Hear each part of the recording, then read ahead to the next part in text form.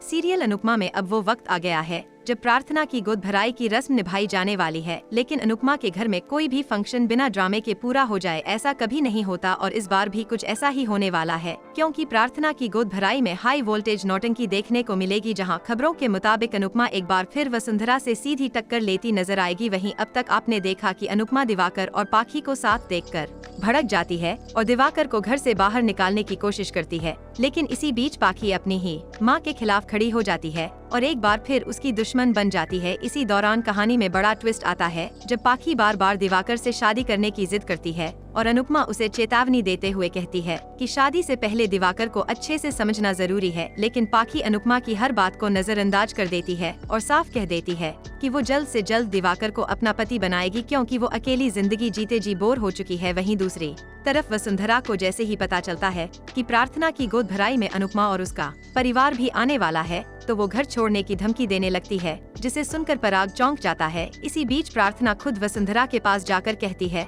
कि वो अपनी गोद भराई की रस्म अनुपमा के घर में ही करेगी। ये सुनते ही ख्याति परेशान हो जाती है और किसी भी हाल में वसुंधरा को घर छोड़ने नहीं देती। इसके बाद पूरे परिवार के साथ अनुपमा गोद भराई की रस्म में पहुंचती है, जहां उसका अच्छे से स्वागत किया जाता है, लेकिन पराग उससे नजरें चुराता नजर आता है। वहीं अनुपमा को अपने घर में देखकर वसुंधरा का दिमाग फिर से खराब हो जाता है और वो शाह परिवार का तानों के साथ स्वागत करती है, जिसका जवाब अनुपमा भी करारे अंदाज में देती है। गोद भराई की रस्म के दौरान वसुंधरा गौतम को अपना दामाद और प्रार्थना के बच्चे का बाप बताकर सबको चौंका देती है, जिसे सुनकर अनुपमा के परिवार के होश उड़ जाते हैं और इसके बाद वसुंधरा गौतम को अंश की जगह बैठने के लिए कहती है। लेकिन जैसे ही गौतम प्रार्थना के पास जाने की कोशिश करता है, अनुपमा उसे लात मारकर जमीन पर गिरा देती है, जिससे सबके सामने गौतम की बेइज्जती हो जाती है। हालांकि अनुपमा का ये कदम वसुंधरा को और ज्यादा नाराज कर देता है। वहीं वसुंधरा की बातों से अंश को गहरा सदमा लगने वाला है और प्रार्थना चाहकर भी वसुंधरा को चुप नहीं करा पाएगी, बल्कि वो चुपचाप बैठकर पूरे तमाशे को देखती रहेगी। और अब देखना दिलचस्प होगा कि ये गोद भराई खुशी लेकर आएगी या अनुपमा की जिंदगी में एक और बड़ा तूफान खड़ा कर देगी।